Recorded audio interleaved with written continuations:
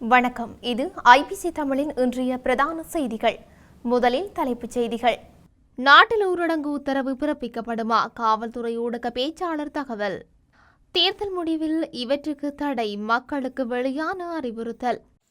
இன்று வாக்களிக்க செல்பவர்களுக்கு வெளியான முக்கிய அறிவித்தல். வாக்களிப்புக்கு பின்னர் வன்முறை வெடிக்குமா? காவல்துறை அளித்துள்ள விளக்கம். ஜனாதிபதி தேர்தலின் உத்தியோகபூர்வ முடிவுகள் தொடர்பில் வெளியிடப்பட்ட தகவல். மட்டக்களப்பில் முன்னாள் எம்பி மீது தாக்குதல். இலங்கை தொடர்பில் நிறைவேற்றப்பட்ட தீர்மானம் குறித்து ஆராய்வு. அமெரிக்க அதிபர் தேர்தல் கருத்து கணிப்பில் முன்னிலை பெற்றவர் யார்? அரசு தனியார் ஊழியர்களின் விடுமுறை, தேர்தல்கள் ஆணைக்குழுவின் அறிவித்தல். தொடர்பான விரிவான செய்திகள். வாக்கு எண்ணிக்கை இடம்பெற்று முடிவுகள் வெளியாகும் போது பின்பற்றப்பட வேண்டியவை தொடர்பில் தேர்தல் ஆணைக்குழுவின் தவிசாளர் RM ரத்நாயக்க மக்களுக்கு அறிவுறுத்தியுள்ளார். ஊடகவியலாளர்கள் சந்திப்பொன்றில் நேற்றைய தினம் கலந்து கொண்டு கருத்து தெரிவிக்கும் போதே அவர் அதனை குறிப்பிட்டுள்ளார். அதன்போது RM ரத்நாயக்க தெரிவித்ததாவது: வாக்குப்பதிவுக்கு பிறகு மற்றும் வாக்கு எண்ணிக்கையின் போது எக்காரணம் கொண்டும் வீடுகளை விட்டும் வாக்குக்கு எண்ணும் நிலையங்களுக்கு அருகில் அல்லது வீதிகளில் இருக்க வேண்டாம் என கோருகின்றோம். வாக்கு எண்ணிக்கையின் போது மக்கள் தொலைக்காட்சி அல்லது பெரிய திரையை பயன்படுத்தி வீதிகளில் ஒன்று கூடி தொலைக்காட்சி நிகழ்ச்சிகளை பார்ப்பது, முடிவுகள் ஒளிபரப்பப்படும் போது குழுவாக திரண்டு பட்டாசுகள் வெடித்தல், வீதிகளில் வினோதமாக இருத்தல் உள்ளிட்ட செயற்பாடுகளுக்கு சட்டத்தால் தடை விதிக்கப்பட்டுள்ளன. இத்தகைய கூட்டங்கள் அனைத்தும் சட்டவிரோதமானது. பாதுகாப்பு பிரிவினர் அவர்களை கலைக்கலாம் அல்லது அவர்களுடன் தொடர்புடையவர்களை கைது செய்யலாம் என்றார். 2023 ஆண்டு இறுதியில் காணப்பட்ட இலங்கையின் $17.5 பில்லியன் தனியார் வணிக கடன் மறுசீரமைப்பு தொடர்பிலான இணக்கப்பாடு இன்று எட்டப்பட்டுள்ளதாக தெரிவிக்கப்பட்டுள்ளது. சர்வதேச முதலீட்டாளர்களை பிரதிநிதித்துவப்படுத்தும் மற்றும் உள்நாட்டு நிதி நிறுவனங்களை பிரதிநிதித்துவப்படுத்தும் கூட்டு நிறுவனம் ஆகியவற்றுக்கு இடையிலான கலந்துரையாடலின் பின்னர் தனியார் பிணைமுறி வழங்குனர்களுடனான இணைக்கப்பட்டு எட்டப்பட்டுள்ளதாக குறிப்பிடப்பட்டுள்ளது.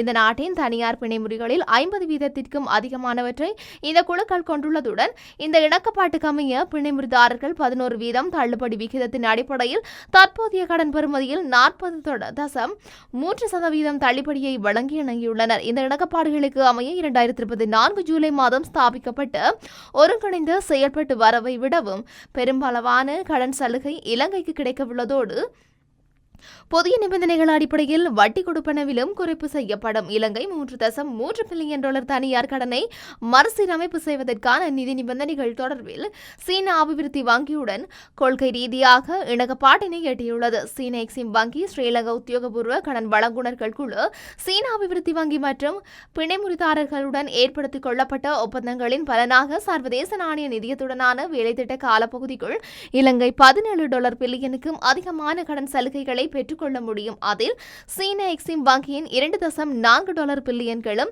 உத்தியோகபூர்வ கடன் வழங்குனர்கள் குழுவில் $2.9 பில்லியன்களும், சீன அபிவிருத்தி வங்கியின் $1 பில்லியன்களும் மற்றும் பிணைமுறிதாரர்களின் $9.5 பில்லியன்களும் அடங்கும். இந்த செயல்முறை முழுவதிலும் இலங்கையின் கடன் வழங்குனர்களும், சர்வதேச நாணய நிதியமும், உத்தியோகபூர்வ கடன் வழங்குனர்களின் செயலகமும் வங்கிய தொடர்ச்சியான ஒத்துழைப்பிற்கு இதன்போது ஜனாதிபதி ரணில் விக்ரமசிங்க நன்றி தெரிவித்துள்ளமை குறிப்பிடத்தக்கது. சமூக ஊடகங்கள் தொடர்பில் தீவிர அவதானம் செலுத்தப்படும் என போலீஸ் ஊடக பேச்சாளர் பிரதி போலீஸ் மா அதிபர் சட்டத்தரணி நிஹால் தல்துவ தெரிவித்துள்ளார். தேர்தல் நாட்களிலும் தேர்தலுக்கு பின்னரும் பிரச்சார நடவடிக்கைகள் முடிந்தாலும் சமூக ஊடகங்களூடாக மேற்கொள்ளப்படும் பிரச்சாரங்கள் தொடர்பில் அவதானம் செலுத்தப்பட்டுள்ளதாக அவர் குறிப்பிட்டுள்ளார். சமூக ஊடகங்கள் நாடாக நாட்டின் தேசிய பாதுகாப்பிற்கு அச்சுறுத்தல் ஏற்படும் வகையில் செயல்பட்டால் அதற்குரிய சட்ட நடவடிக்கைகள் எடுக்கப்படும் என அவர் குறிப்பிட்டுள்ளார். அதற்கமைய குறிப்பாக கணனி குற்றப்புலனாய்வு பிரிவு தனியான சேவை ஆரம்பித்துள்ளதாக அவர் சுட்டிக்காட்டியுள்ளார். தேர்தலின் போதும் அதன் பின்னரும் உளவுத்துறையினர் தேவையான முழுமையான சோதனைகளை மேற்கொள்கின்றனர். இந்த விடயம் தொடர்பில் சமூக ஊடகங்களூடாக எந்தவொரு தகவல் கிடைத்தாலும் அவதானம் செலுத்துமாறு போலீஸ் ஊடக பேச்சாளர் நிஹால் தல்துவ பொதுமக்களிடம் கோரிக்கை விடுத்துள்ளார். நாட்டின் அமைதியை சீர்குலைக்கும் இவ்வாறான செயற்பாடுகள் தொடர்பில் போலீசார் விசேட அவதானம் செலுத்தி வருவதாகவும் அவ்வாறான செயற்பாடுகளில் ஈடுபடும் சமூக ஊடக செயற்பாட்டாளர்களை தேடுவதற்கு சமூக ஊடக நிறுவனங்களின் உதவியை நாடவுள்ளதாக அவர் மேலும் தெரிவித்துள்ளார். புலனாய்வு பிரிவினர், குற்ற புலனாய்வு திணைக்களம் மற்றும் போலீசார் இணைந்து இது தொடர்பில் செயல்பட்டு வருவதாக அவர் மேலும் குறிப்பிட்டுள்ளார். கடந்த ஆகஸ்ட் மாதத்தில் உற்பத்தி துறையில் அதிகரிப்பு ஏற்பட்டுள்ளதாக இலங்கை மத்திய வங்கி தெரிவித்துள்ளது. அந்த வகையில் கடந்த ஆகஸ்ட் மாதத்தில் உற்பத்தி துறையில் இலங்கை கொள்வனவு முகாமையாளர்களின் பார்வையில் 55.5 டன் எண்கள் பதிவாகியுள்ளன. புதிய முதலீடுகள் மற்றும் தயாரிப்புகளின் அதிகரிப்புக்கு உணவு மற்றும் பானங்கள் உற்பத்தி துறை முக்கியமாக பங்களிப்பதாக மத்திய வங்கி கூறுகின்றது. மேலும் புதிய முதலீடுகள் மற்றும் தயாரிப்புகளின் வளர்ச்சி காரணமாக இந்த மாதத்தில் மொத்த கொள்முதல் அதிகரித்துள்ளது. இதேவேளை கடந்த மாதத்துடன் ஒப்பிடுகையில் ஆகஸ்ட் மாதத்தில் வேலைவாய்ப்பு குறைந்துள்ளதாக மத்திய வங்கி மேலும் தெரிவித்துள்ளது.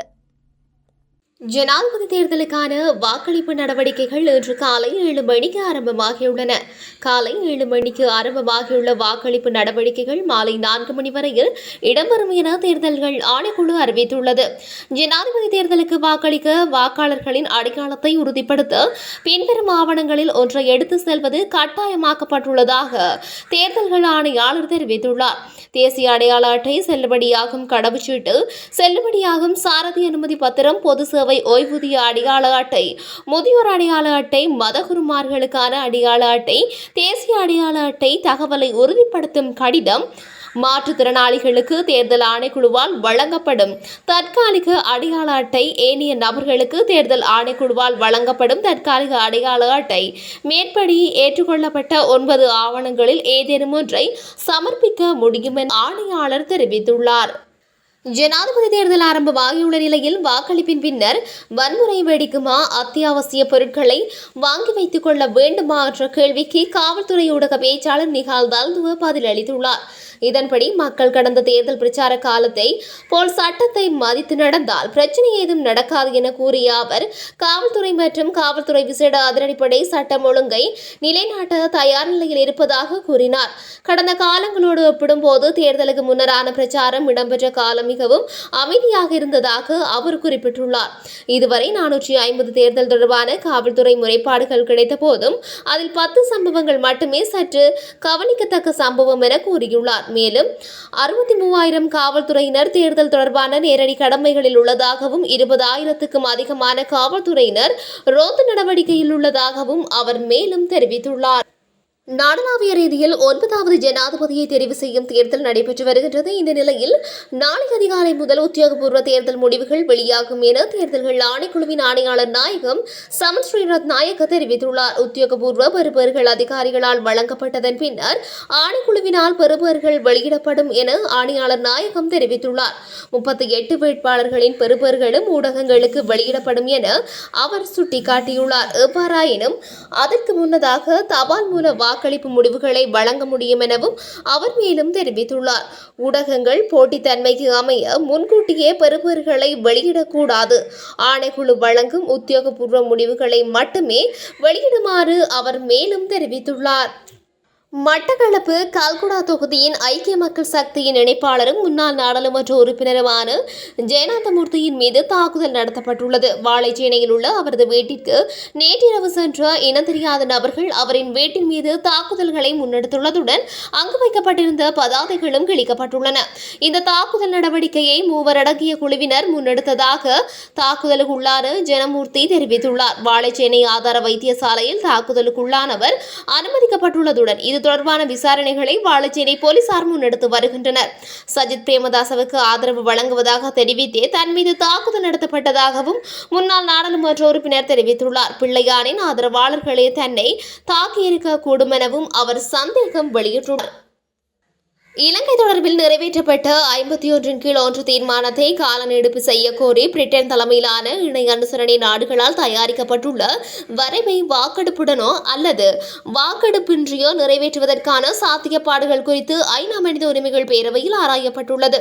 ஐக்கிய நாடுகள் மனித உரிமைகள் பேரவையின் 57வது கூட்டத்தொடர் கடந்த 9ஆம் தேதி ஆரம்பமானது. அன்றைய தினம் உலகளாவிய மனித உரிமைகள் நிலவரம் தொடர்பான ஐநா மனித உரிமைகள் உயர்ஸ்தானிகர் வால்கர் டர்க்கின் உரை மற்றும் மியான்மர் மனித உரிமைகள் நிலவரம் தொடர்பான எழுத்து மூல அறிக்கை, அதன் மீதான விவாதம் என்பவற்றை தொடர்ந்து இலங்கை விவகாரம் குறித்து ஆராயப்பட்டுள்ளது.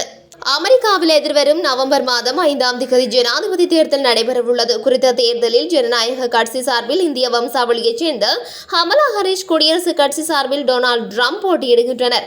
கடந்த 10ஆம் தேதி 2 வேட்பாளர்களும் தொலைக்காட்சி நேரடி விவாதத்தில் பங்கேற்றனர். இந்த நிலையில் நேரடி விவாதம் மற்றும் அதற்கு முன்பு நடத்தப்பட்ட பல்வேறு கருத்து கணிப்பு முடிவுகள் வெளியாகியுள்ளன. குறிப்பாக நேரடி விவாதத்திற்கு பின்னர் 11ஆம் தேதி முதல் 19ஆம் தேதி வரை ராய்ஸ் இப்சோல் நடத்திய கருத்து கணிப்பில் கமலா ஹாரிஸுக்கு ஆதரவாக 47% வாக்காளர்கள் கருத்து தெரிவித்துள்ளனர். இதன் மூலம் ட்ரம்ப் பின்னடைவை சந்தித்துள்ளமை இங்கு தெரிய வந்துள்ளது. எதிர்வரும் ஜனாதிபதி தேர்தலை முன்னிட்டு அரசு மற்றும் தனியார் துறைகளில் சேவையாற்றும் ஊழியர்களுக்கு விடுமுறை வழங்க தொழில் வழங்குநர்கள் நடவடிக்கை எடுக்க வேண்டும் என தேர்தல்கள் ஆணைக்குழு மீண்டும் அறிவுறுத்தியுள்ளது. அவ்வாறு விடுமுறை வழங்காத நபர்களுக்கு எதிராக முறைப்பாடுகள் கிடைக்கப்பெறுமாயின் அவர்களுக்கு எதிராக கடுமையான சட்ட நடவடிக்கை எடுக்கப்படும் எனவும் குறிப்பிடப்பட்டுள்ளது. இது தொடர்பில் வெளியாகியுள்ள அறிக்கையில் வேதனம் மற்றும் சொந்த விடுமுறையினை இழக்காத வகையில் வாக்காளர்களுக்கு தமது வாக்கினை அளிப்பதற்கு சந்தர்ப்பத்தை வழங்க நடவடிக்கை எடுக்க வேண்டும். அரசு நிறுவனங்களின் அலுவலர்களுக்கு விசேட விடுமுறை தொடர்பான விதிக்கோவையில் ஜனாதிபதி தேர்தலின் வாக்களிப்பதற்கு தொடர்ச்சியாக 4 மணி நேரம் தேவை என்பதால் அன்றைய தினம் விசேட விடுமுறை வழங்கப்பட வேண்டும். தனியார் துறை ஊழியர்களுக்கு அவ்வாறான எழுத்து மூல கட்டளைகள் இன்மையினால் மனித உரிமை ஆணைக்குழு, தொழில் அமைச்சு மற்றும் தொழில் திணைக்களம் என்பன தேர்தல்கள் ஆணைக்குழுவுடன் கடந்த காலங்களில் ஏற்படுத்திய உடன்பாட்டுக்கு அமைய இந்த தேர்தலிலும் அதனை கடைபிடிக்க வேண்டும். இதற்கமைய தனியார் துறையில் பணியாற்றுபவர்கள் தங்களது சேவை நிலையத்திலிருந்து வாக்கெடுப்பு நிலையத்திற்கு செல்ல வேண்டிய தூரம் 40 கிலோமீட்டர் அல்லது அதற்கு குறைவாக காணப்படுமாயின் அரை நாள் விடுமுறையும், 40 முதல் 100 கிலோமீட்டருக்கு இடைப்பட்ட தூரம் எனில் ஒரு நாள் விடுமுறையும் வழங்கப்படல் வேண்டும் என மீண்டும் அறிவிக்கப்பட்டுள்ளது. இத்துடன் இன்றைய பிரதான செய்திகள் நிறைவடைகின்றன. தொடர்ந்தும் செய்திகளை அறிந்து கொள்ள IBC தமிழ் நியூஸ் என்ற எமது யூடியூப் பக்கத்தினூடாக இணைந்திருங்கள். நன்றி.